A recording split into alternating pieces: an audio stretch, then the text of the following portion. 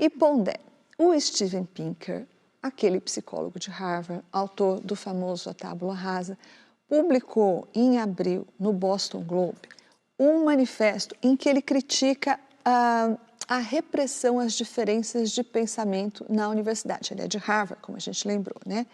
E daí, nesse manifesto, ele cita uma pesquisa feita pelo Foundation for Individual Rights and Expression, que foi feita agora, recentemente, e que mostra que entre 2014 e 2022, teve 155 demissões de professores nos Estados Unidos por coisas que eles disseram ou escreveram. E, segundo o Pinker, esse número, 155 professores demitidos das universidades, é um número maior do que o número de professores demitidos na época do macartismo. E essa mesma pesquisa, que ouviu cerca de 2.000 alunos, mostra que 40% dos alunos entrevistados dizem que se sentem desconfortáveis hoje em falar sobre certos assuntos controversos. E daí, na escala de assuntos controversos que deixam os alunos desconfortáveis, estão, em primeiro lugar, política e, em segundo lugar, aborto, por exemplo.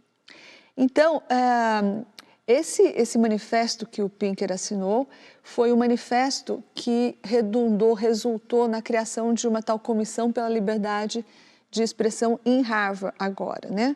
E eu te pergunto, de onde... Essa foi uma das poucas iniciativas que vem das universidades em relação a esse silêncio ou em relação a esse clima que tem trazido, por exemplo, desconforto para os alunos. De onde você acha que vem essa aparente resignação da academia em torno dessa censura a certos assuntos? Olha, Thaís, eu vivo na academia há muitos anos, então eu diria que a primeira causa é que a academia costuma atrair pessoas, ao contrário do que se pensa, que quer uma vida bem segura, que não quer dor de cabeça, ao contrário do mito, né? O homem acadêmico, não? Ou a mulher acadêmica, né? São pessoas que têm olfato para saber quem eles devem obedecer, que ideias eles devem repetir para garantir mais investimento, passagem de avião para congresso, aprovação de projetos em agências financiadoras, certo? A covardia é um dos comportamentos humanos mais bem adaptados. E a academia não é um espaço... É claro que tem pessoas, o próprio Pinker, né? Eu acho ele um tanto ingênuo com essa história de neoiluminismo e tal, mas ele tem toda a razão no que ele está falando. Ele foi corajoso porque já no Tábula Rasa, ele tem uma seção do livro que ele chama de Vespeiros, né?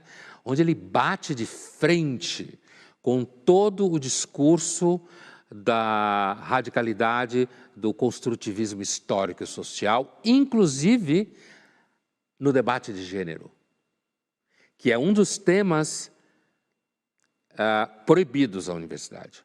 Pois é, não é à toa que o debate de gêneros não está nem na lista desses temas controversos que foram citados na pesquisa, porque ele não é nem controverso. Eu vi discussões no passado entre alunas com relação a aborto, tá?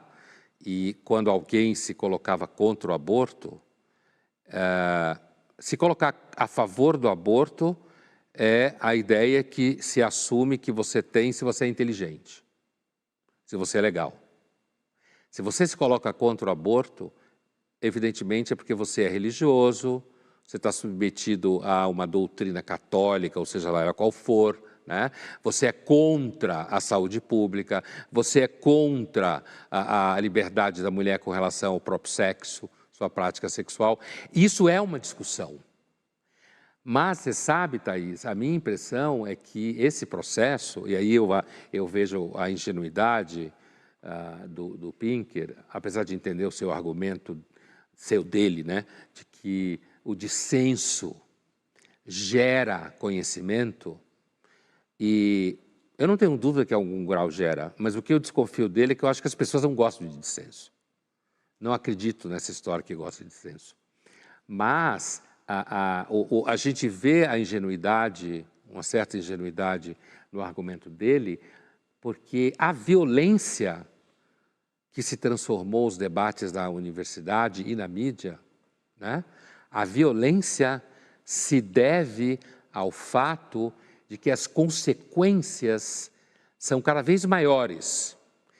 Quem ganha eleição, quem põe a mão no dinheiro do Estado, quem domina a máquina do Ministério da Educação ou da Cultura, quem domina a máquina dentro de uma emissora de TV ou rádio, jornal, certo? Quem põe dinheiro ali, quem patrocina. Se eu detonar uma marca aqui de mídia, os patrocinadores podem se afastar dela. E não tem discussão nenhuma, simplesmente se afastam, fogem, né? Então, é por isso que eu acho que ele é um tanto ingênuo, apesar de concordar que um manifesto desse é necessário.